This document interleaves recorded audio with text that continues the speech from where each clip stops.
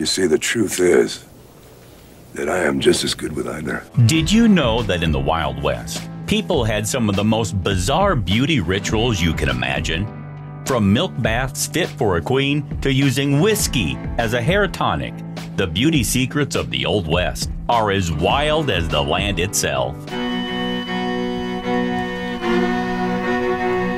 Number 10. Soaps were made with animal fat, and women would clean their faces with river water. In the modern era, we're spoiled for choice, with many soap brands for every preference. The options seem endless. However, in the days of the Old West, the soap selection was far more limited, yet that didn't mean they weren't without.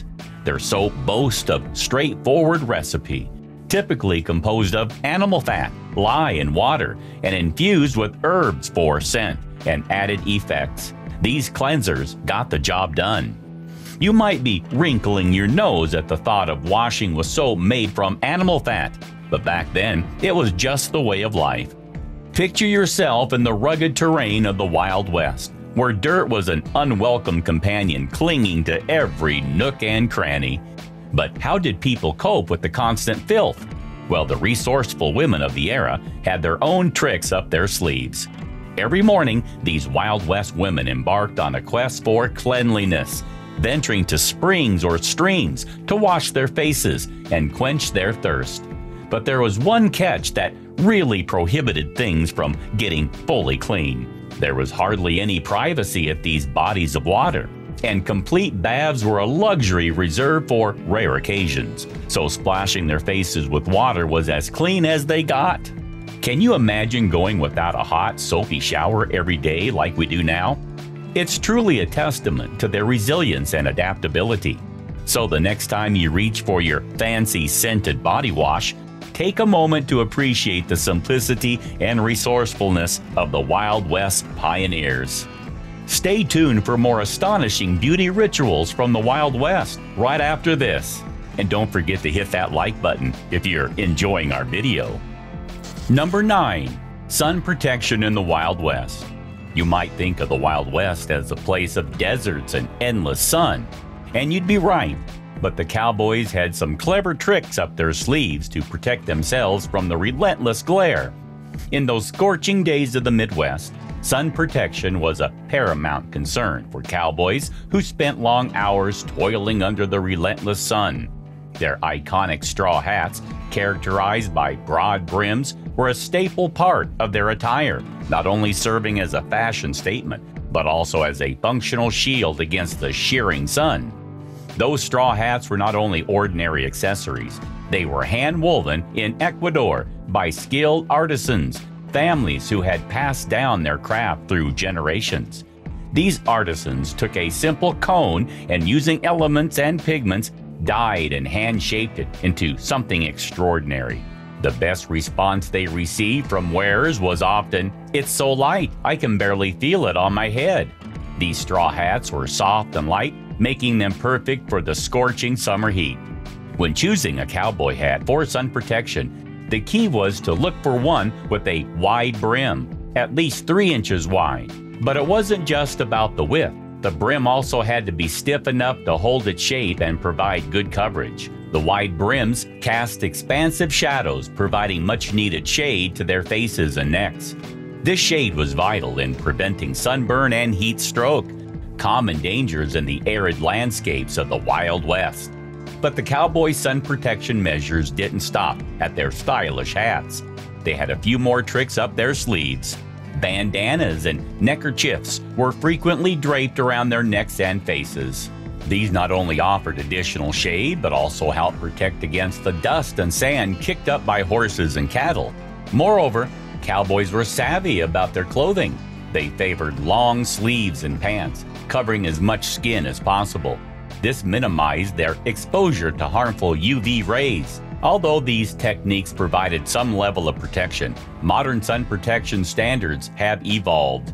Today, we understand the importance of using high SPF sunscreen, donning sunglasses to shield the eyes, and wearing lightweight UV protective clothing for extended periods outdoors. Number 8. Hair care involved whiskey and castor oil. Hair care in the Wild West was a far cry from the modern-day hair care routines we're used to. Without the luxury of readily available shampoos and conditioners, folks of the Wild West had to get creative with their hair care methods. One popular way of keeping your locks clean and luscious was the rather unconventional combination of whiskey and castor oil. Whiskey, known for its cleansing properties, and castor oil, a natural hair conditioner, formed the basis of a peculiar shampoo. To make this Wild West shampoo, individuals would mix these two ingredients together and apply the concoction to their hair. But what did they use for rinsing, you might ask? Well, rainwater or water softened with borax did the trick. Another hair care approach of the time was to use soapweed, a plant with natural saponins, which have cleansing properties. People would crush the soapweed, mix it with water to create a lather, and apply it to their hair, providing a more natural way to keep their tresses clean. After washing their hair, Wild West inhabitants had a unique way to achieve that coveted curly look. They used heated pencils. Yes, you heard it right. To curl their hair, they would wrap their hair around a heated pencil and hold it in place for a few seconds. This was their version of a hair curling iron, and it gave them that voluptuous, bouncy hair look that was all the rage. The Wild West, a period spanning from the late 1860s to the early 1900s, is often depicted as a time of rugged cowboys and outlaws. But beneath the dusty veneer, daily life thrived with unique grooming practices, including hairstyling and care. In contrast to the popular image of the unkempt frontiersman, many men in the Wild West took their hair seriously. Maintaining one's hair was crucial for personal identity, social status, and practicality. This led to the rise of Wild West barber shops, where men could get a trim, shave, or various hair treatments. Some of these establishments even offered pomade and other hair products, allowing customers to maintain their preferred hairstyles between visits. The primary hair care product for men in the Wild West was pomade. Pomade was a greasy or waxy substance used to style hair. It could be made from a variety of materials, including animal fats, beeswax, and petroleum jelly. Additionally, Makassar oil, named after the Indonesian city of Makassar, was popular during this era and gave hair a slick, shiny appearance. Hair washing in the Wild West wasn't as frequent as we're accustomed to today. The frequency of hair washing depended on factors like location, occupation, and personal preference. In regions where water was scarce, such as arid plains or desert areas, washing hair was often an infrequent event. Instead, men used oils and pomades to manage dirt and keep their hair looking neat and well-groomed. It's important to note that the modern concept of personal hygiene, which includes frequent bathing and hair washing, wasn't as prevalent in the 19th century. This was especially true in regions where water was scarce. In these cases, hair oils and pomades not only offered a way to control hair, but also helped manage dirt, ensuring that hair looked well-groomed even between washes. While pomade and hair oil were the primary products for hair maintenance in the Wild West, people occasionally got creative with other substances when resources were scarce. These alternatives included rendered animal fats, pine tar, and certain plant oils, showcasing the resourcefulness of the people in this rugged era. Number 7. Families bathed in the same bath water. In the early days of the Wild West, life was tough, and the simple act of taking a bath came with its own set of challenges. Most households couldn't afford the luxury of having a bathtub. The lack of proper bathtubs was due to the inconvenience of carrying water, heating it, and filling a tub. Imagine the labor and resources required just for a relaxing soak. It wasn't until 1894 when Sears, Roebuck and Company began publishing mail-order catalogs that people had access to affordable tubs. Even then, a Sears catalog tub would set you back nearly $800 in today's money. So, for the average Wild West family, the idea of having a personal tub was a distant dream. With limited access to tubs, families had to get creative.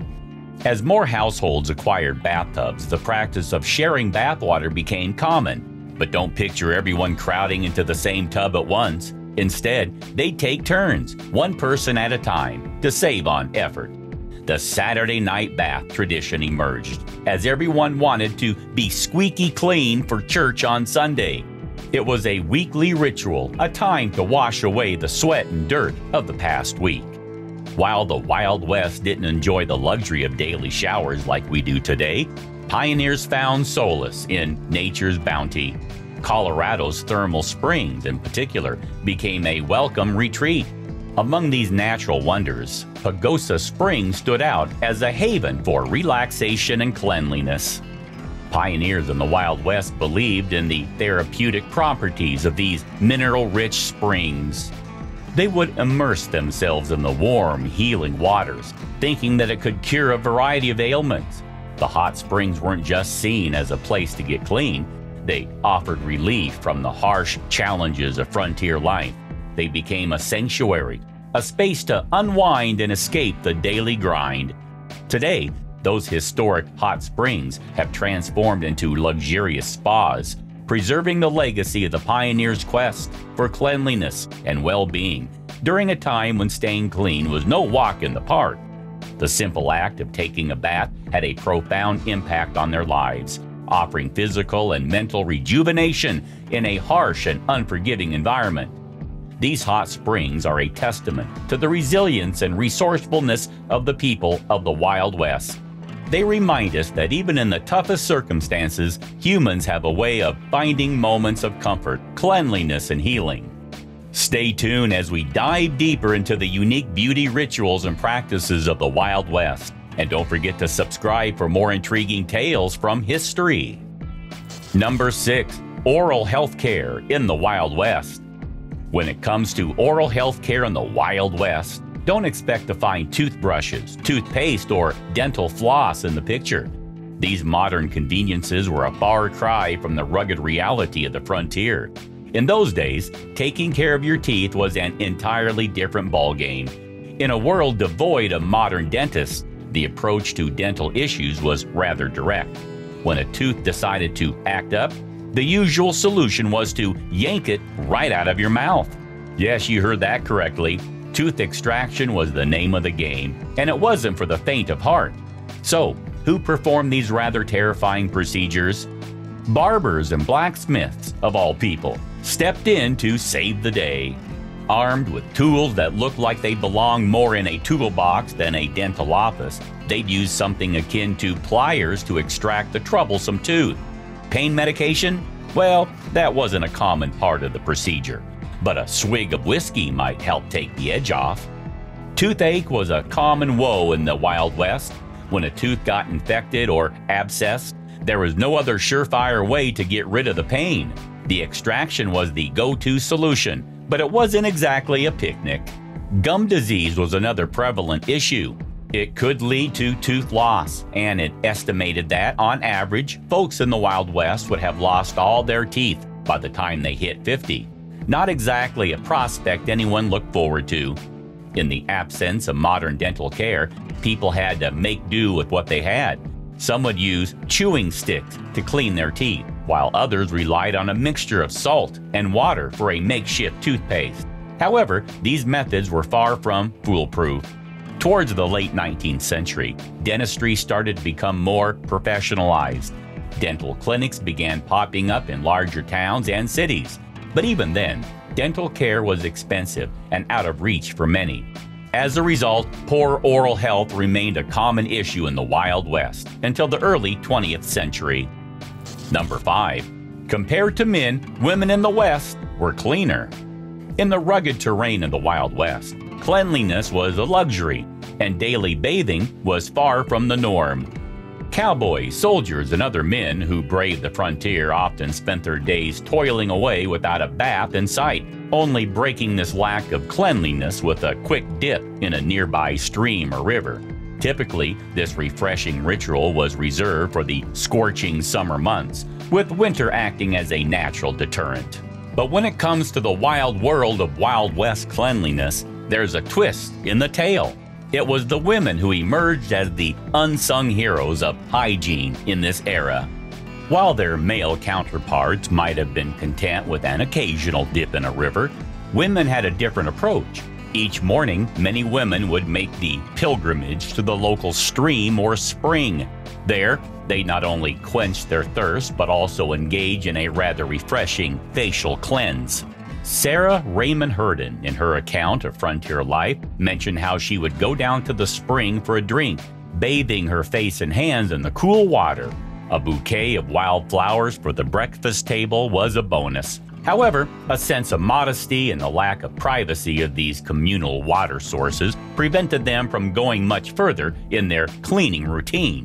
However, when it came to laundry, the Wild West had its own approach. Cowboys and soldiers weren't known for their impeccable laundry habits. When their clothes needed a good wash, they headed to the nearest stream, river, or any available water source. Their laundry consisted of vigorously scrubbing their garments in the flowing water. In this harsh and arid environment, cleanliness was a battle against the elements. The water scarcity was a constant challenge. Frequent bathing was a luxury, and many were lucky if they managed to squeeze in a wash once a week. So, here's the unexpected twist of this dusty tale. Women, tasked with indoor chores and household responsibilities, had better access to the precious resource of water. As a result, they generally maintained a higher level of cleanliness. In contrast, the men, who were often toiling outdoors and braving the dusty winds and relentless grime, found themselves in a constant battle against filth. It was indeed a grimy and smelly world for most men during the Wild West era. Number 4. Wild West beauty secrets, fragrant concoctions and makeup. In the intriguing world of the Wild West, when it came to beauty and grooming, it was a far cry from today's modern standards. The Wild West had its peculiar practices, but the Wild West era had its own charm in the realm of cosmetics and fragrances. Yes, cosmetics weren't just for the ladies, as you might expect depending on the time period. Men were sometimes more inclined to wear makeup, often to conceal the signs of aging. Face masks were part of the Wild West beauty arsenal, with one particular recipe involving the marriage of oatmeal and vinegar. The concoction was applied to the face to fight off blemishes and freckles. And for lipstick, berries were the go-to source to add a touch of color to the lips. Back then, body odor wasn't quite perceived the way it is today. In fact, it was often seen as a sign of virility and robust health. But that didn't mean people wanted to ignore their scent altogether. Perfumes were a fascinating phenomenon, considered not just a luxury but a form of medical treatment. These fragrant concoctions were a delightful blend of herbs, spices, and oils. Imagine the delightful scent of ground cloves, nutmeg, and rosemary mixed with lavender, lemon, and sandalwood. One popular method for managing body odor was the use of scented herbs and spices. Lavender, rosemary, mint, and cinnamon, among others, played a pivotal role. People would either rub these fragrant wonders on their bodies or add them to their baths. But it wasn't all herbs and spices. Perfumes took the art of fragrance to a whole new level. These perfumes were crafted from an array of ingredients including flowers, herbs, and spices. However, they weren't accessible to everyone. Perfumes were a luxury reserved primarily for the wealthy elite. In addition to these fragrant concoctions, people in the Wild West had some other tricks up their sleeves to keep their odor in check. Layering was a common practice. Wearing multiple layers of clothing wasn't just a fashion statement. It helped absorb sweat and contain odors. Regular washing of the hair and face was a must to maintain a sense of freshness. Number 4. The tale of powdered blush. The Wild West may conjure images of rugged cowboys and dusty plains, but even amidst the frontier's grit and grime, there were secrets to achieving a touch of elegance. Cosmetics weren't just a luxury for the ladies, they were an essential part of portraying one's identity and social status in this rugged landscape. In an era where having a pale complexion symbolized high social status, cosmetics played a significant role. Two primary styles of achieving that prized parlor emerged: the natural look, which conveyed good morals, and the painted style, which was considered somewhat provocative. A woman's choice of cosmetics spoke volumes about her character and background. While modern blush often comes in the form of talcum-based powders, Wild West cosmetics had a different approach. To create a natural blush, they turned to the earth itself. Beet juice and crushed petals from red flowers were the key ingredients in achieving those rosy cheeks, bringing a touch of nature's charm to the Wild West beauty routine. Today, the term rouge primarily signifies blush, available in an array of colors: brown, pink, red, and orange. This modern blush comes in various forms, including pressed or loose powder, creamy consistency similar to lipstick, and even as a liquid.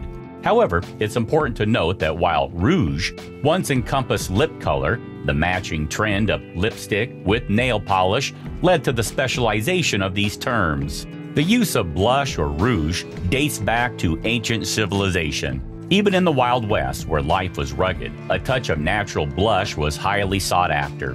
In ancient Egypt, both men and women used red ochre and water to achieve a radiant and healthy appearance. In ancient Greece and Rome, crushed berries, flower petals, and even crushed insects were used to create that perfect rosy flush. But it wasn't just limited to these far-off lands. The Wild West, too, had its secrets, and the powdered blush played a key role in conveying elegance amid the ruggedness. Number 3. Bathing wasn't always the best way to wash up, and using wine as an antiseptic. Surprisingly, daily bathing wasn't the norm in medieval times. In fact, it was a luxury reserved for the future, as the concept of personal home baths was rare. Instead, public bathhouses served as communal cleaning hubs, shared by multiple families and individuals. Yet, even if you ventured into these bathhouses to wash away the grime, there was a downside: the lurking risk of diseases in the shared water. Amid the battles and skirmishes of the medieval era, there arose a pressing need for medical professionals and surgeons. While their medical procedures were far from today's standards, they understood the value of antiseptics to sterilize their equipment and bandages. The mysterious substance they turned to for this purpose? Wine. Although these medieval practitioners hadn't yet grasped the concept of germs and how dirty hands could lead to infections, they did recognize the potential of wine as an antiseptic. Wine contains alcohol, known for its antibacterial and antiviral properties. It plays a crucial role in helping to prevent infections, a valuable lesson in an age when surgery and medical care were rudimentary. The scarcity of water, especially in urban areas, played a significant role in the rarity of bathing. Heating water was a time-consuming and cumbersome task, further discouraging daily baths. Strangely enough, in medieval times, bathing was sometimes viewed as a luxury or even a sinful indulgence, making it all the more elusive for many. Public bathhouses were a popular destination for those seeking cleanliness in the medieval era. However, they were also a fertile ground for the spread of disease.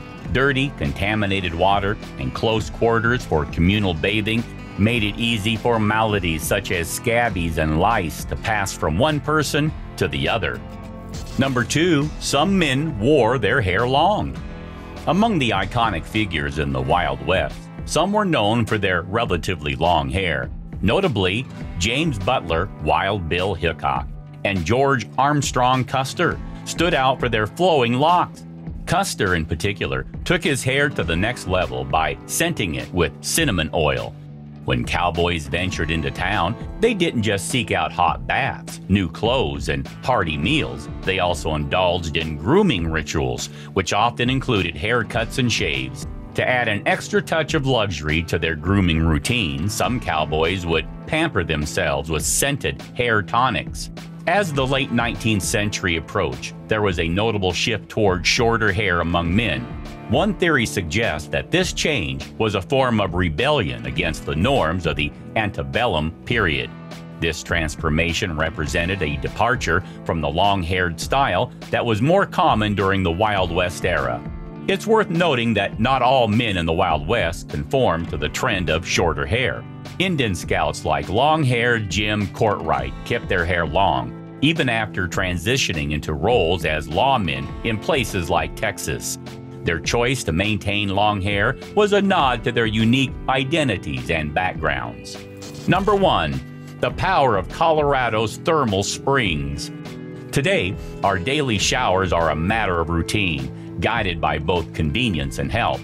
But did you know that even the fearless cowboys and spirited pioneers of the Wild West valued the soothing embrace of cleanliness and refreshment? During an era when bathing was not as prevalent, the pioneers uncovered a hidden gem in the heart of the Rocky Mountain state of Colorado, Pagosa Springs. This enchanting destination wasn't just a place to wash off the dust of the trail. It was believed to hold the power of cure and heal various conditions, making it much more than a mere bathing spot. The pioneers discovered Pagosa Springs nestled among the pristine landscapes of Colorado. Bathing in these natural thermal springs wasn't just about hygiene. It was a deeply therapeutic experience. The mineral-rich waters were thought to possess miraculous healing properties, offering respite from the physical and emotional challenges of frontier life. Fast forward to the present day, and these historic hot springs have evolved into luxurious spas, preserving the enduring legacy of the pioneers' quest for cleanliness and well-being during a time when personal hygiene was a cherished luxury. As we reflect on this unique piece of history, we're reminded that the desire for relaxation, healing, and escape from the trials of life has been a timeless human pursuit. The Wild West may have been a place of toughness and resilience, but even in the rugged landscape, the allure of Pagosa Springs' therapeutic water was too potent to resist. The story of Pagosa Springs serves as a testament to the enduring human need for respite, rejuvenation, and well-being. So the next time you find yourself luxuriating in a warm bath or spa, remember that you're part of a tradition that spans generations, connecting you with the pioneers of the Wild West, who sought solace in the same soothing waters. Bonus: barbers as grooming gurus. During the Old West, barbers played an important and often overlooked role in society. In those times, they weren't just the folks who snipped your hair. They were considered knowledgeable figures offering valuable advice on personal grooming. It was a reputation that the barbers held with pride, although the advice they doled out didn't always hit the mark. In an era where personal hygiene wasn't as refined as it is today, barbers were celebrated for their insights into cleanliness as a gateway to comfort and good health. Yet, some of the practices and products they recommended were, let's say, less than stellar. Lotions and powders of dubious effectiveness were often pushed on unsuspecting patrons. But in those days, people were unaware of the less than optimal nature of these products. Despite the sometimes questionable recommendations, barbers were held in high regard within the community. Their reputation extended beyond men's grooming, as even women turned to them for advice on beauty and personal care routines. Thank you for joining us on this journey through the curious beauty rituals of the Wild West. If you found this video as fascinating as we did, don't forget to hit that like button and subscribe for more captivating beauty stories. Stay tuned.